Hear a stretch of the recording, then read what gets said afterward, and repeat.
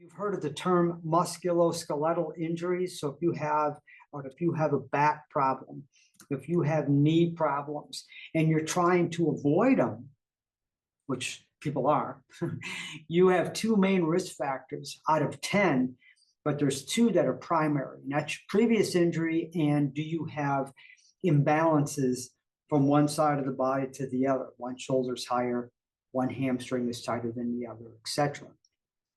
But what we're embracing now is that lifestyle factors also play a role in this. Or are we looking at lifestyle rather than just stretching out the muscles that are tight?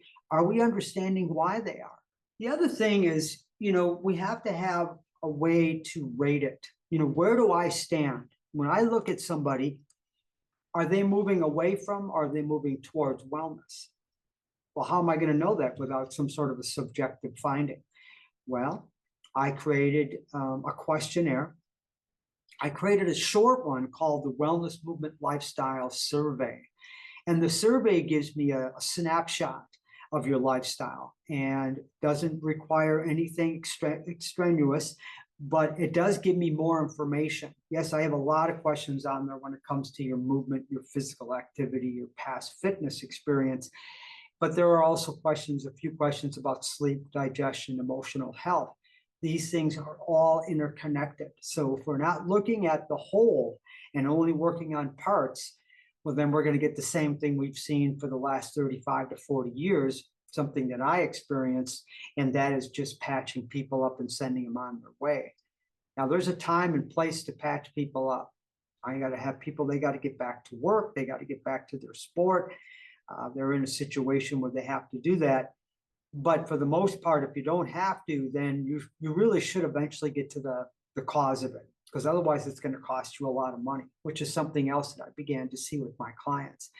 When my clients come to me, they're bringing me difficulties. I like to work with the most challenging cases. And they have usually been to three or four different practitioners already.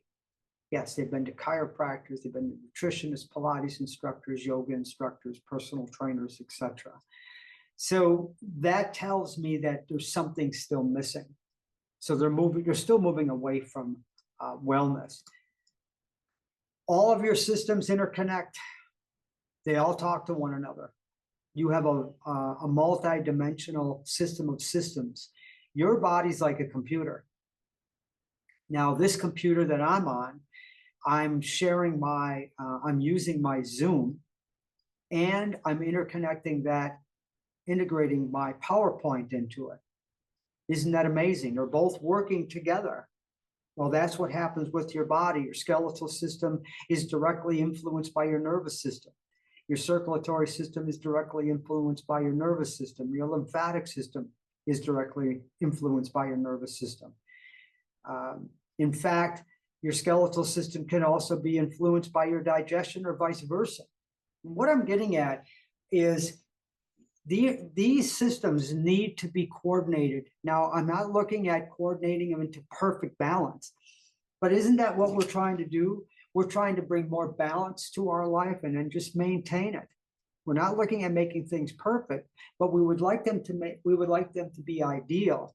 But more importantly, wouldn't it be great if you were empowered to know what you can do so that you can do it when I'm not here? So teaching you that your body is interconnected. That's why I put the little image of the anatomy person in the middle, because surrounding that body, interconnecting the four colors and the four principles within the body shows you that it's all interconnected. You can't have one without the other.